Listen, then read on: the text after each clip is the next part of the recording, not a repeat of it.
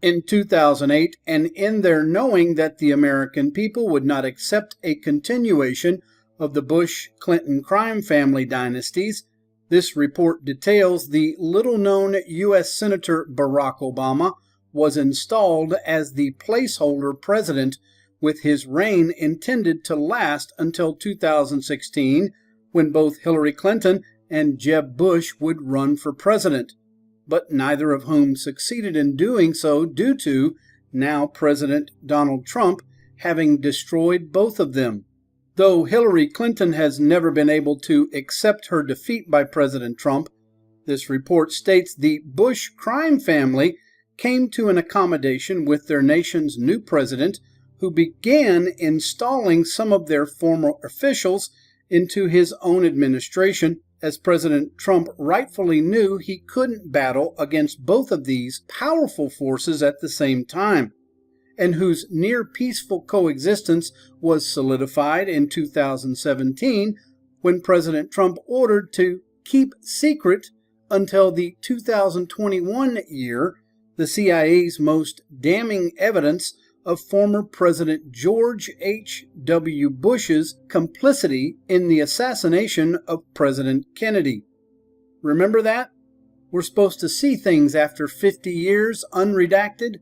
The decades-long power struggle between the Clinton-Bush crime families exploded when U.S. Supreme Court Associate Justice Anthony Kennedy hand-delivered to President Trump his now famous Dear Mr. President letter announcing his retirement, and whose replacement all the experts knew would have been President Trump's favorite anti-abortion U.S. federal court judge, Amy Coney Barrett, but who were all shocked when President Trump instead nominated Bush loyalist and U.S. federal judge Brett Kavanaugh to fill the U.S. Supreme Court vacancy left by Kennedy's retirement. Inevitably, President Trump picking Judge Kavanaugh over Judge Barrett, he deliberately pitted the Clinton-Bush crime families against each other, and whose reason for doing was so that he could ensure Bush Republican Party loyalists would support his forces for his survival 2018 midterm election, and even more importantly, his own 2020 presidential re-election that the Bushes know is vital so that President Trump can keep secret the CIA files on Kennedy's assassination past 2021, but that the Democrats would release if they gained power to destroy the Bushes forever. With this Bush-Clinton battle over Judge Kavanaugh descending into a public circus during the U.S. Senate confirmation hearing, this report continues that everyone knew it wouldn't stop his ascending to the U.S. Supreme Court. That is, until the leftist socialist faction of the Democratic Party this past week launched a political assassination attack on Kavanaugh that they accomplished by using an anti-Trump rogue faction CIA-linked college professor named Christine Ford. In a world occupied by sane people of sound mind, this report explains that this CIA Ford political assassination attack on Judge Kavanaugh would be recognized and quickly discarded for this being the dark comedy it actually is, most particularly due to Mrs. Ford claiming that Judge Kavanaugh attempted to assault her when they were in high school, teenagers over 35 plus years ago, but who can't name the year it happened, nor where it happened. In 2012, she told a counselor she was assaulted by 4 teenagers, but now says it was only 2. This was called in the Washington Post this last July to report her story and said she wanted to remain anonymous, but immediately afterwards was given a high-powered Democratic lawyer to represent her, who quickly deleted all of her social media accounts, Facebook, Twitter, Instagram, etc., and past postings, and arranged for her to take a supposed lie detector test, thus proving beyond all doubt the lie that she ever intended to remain anonymous.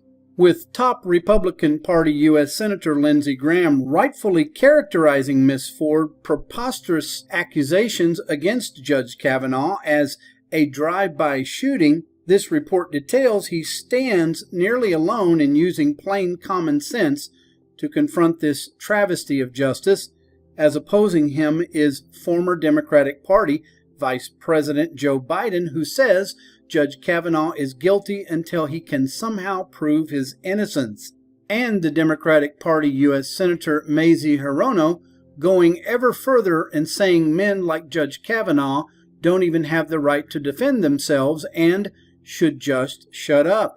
Even over the past day, this report continues, the lies surrounding Miss Ford continue to pile up, with the mainstream propaganda media reports claiming that she has had to leave her home because of death threats being made against her, but stands opposed to her telling a reporter that no such thing happened, and that joins Miss Ford's Democratic Party lawyers lying by claiming while Dr. Ford's life was being turned upside down, you and your staff scheduled a public hearing for her to testify at the same table as Judge Kavanaugh in front of 24 U.S. senators, and that the U.S. Senate was quick to counter by their telling the truth and declaring, contrary to suggestions by Dr. Ford's attorneys, the committee had no plans to place Dr. Ford and Judge Kavanaugh on the panel together, and never indicated plans to do so.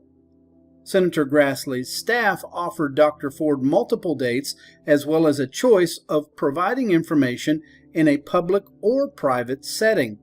Most important to note about all of the lies and unprovable allegations surrounding Miss Ford's unprovoked attack on Judge Kavanaugh, this report concludes, are that they have now provoked the anger of the Bush crime family, whose wrath is legendary against those who come up against them, and who are now being forced into an ever closer alliance with President Trump by a Hillary Clinton-led Democratic Party whose destruction will most assuredly come much sooner than later, as this latest coup plot stunt, like all of those before, spirals down into the flames of truth, exposing it for what it really is. The dying last gasps of a soon-to-be dead dragon slain by a fearless knight protecting the American people. Thank you for watching Screen Hoopla. Kind of weird being seen around the world. Technology. It's amazing. I think Saddam Hussein is watching this very much. You feeling well, by the way? Yeah? Are you feeling well? You're good. Lucky. Running still and played tennis yesterday. What is that disease you had? Crohn's, no, not Crohn's, just thyroid. I don't know what it was. What are they? They drug treated, right? They could take the drug every single morning, little blue thing, Synthroid or something. And it wasn't hard. It's what the thyroid does to make your heart fibrillate. It's been very good. Now, I took Halcyon for a long time after my heart surgery. Are you often at it? I don't know that it's bad like it. It's the best sleeping pill in the world, but not daily. No, oh no. Okay. Now it's getting such a bad rap.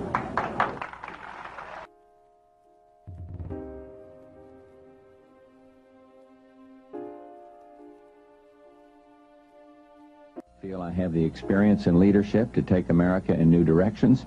One new direction, Job Training 2000. Mr. Bush's plan to retrain blue-collar workers and the unemployed for new job opportunities. But I want him to finish the thought here. That's the one break we have to hit live. It's an around the world break. Hard to believe we're being watched in 151 countries. It's scary. I'm in Israel. I'm at the Wailing Wall. True story. Israel. Never been there before. There with my brother.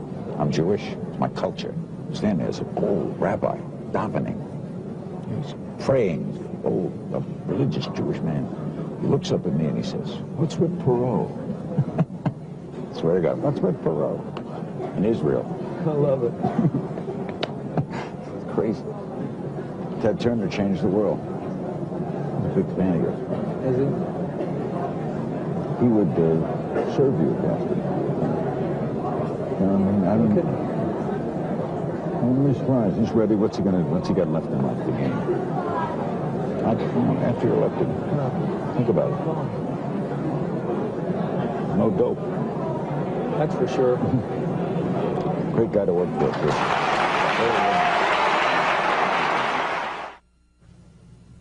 This is great. I love these.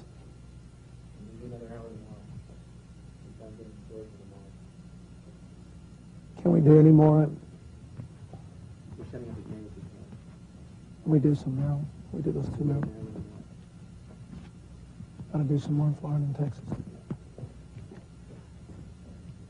Have we done all of Colorado today? Yeah, we got one more done. Today.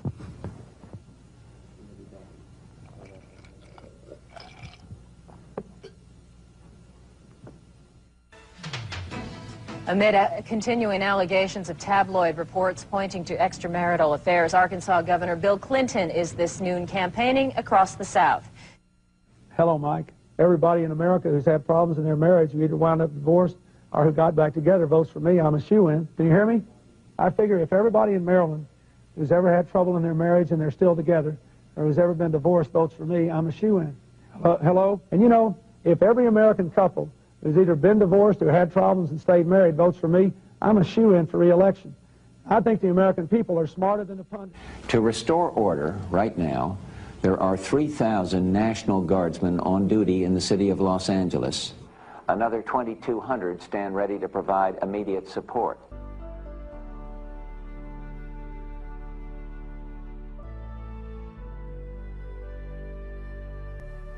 I felt anger. I felt pain. And I thought, how can I explain this to my grandchildren? This was very frustrating. Yeah. What? Bush's story was great. No, and also when you talked about talking with Barbara and your kids. How to explain this to my grandchildren was great. And given the fact that this is a presidential election year, it's also a challenge to the man who would challenge the president for the country's leadership. But if you can really tell one good story about you.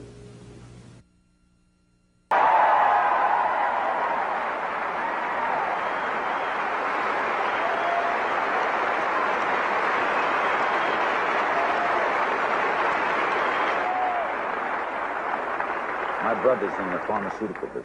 He says there's a new pill coming from Israel, better than housing. For sleeping, or beach is just great.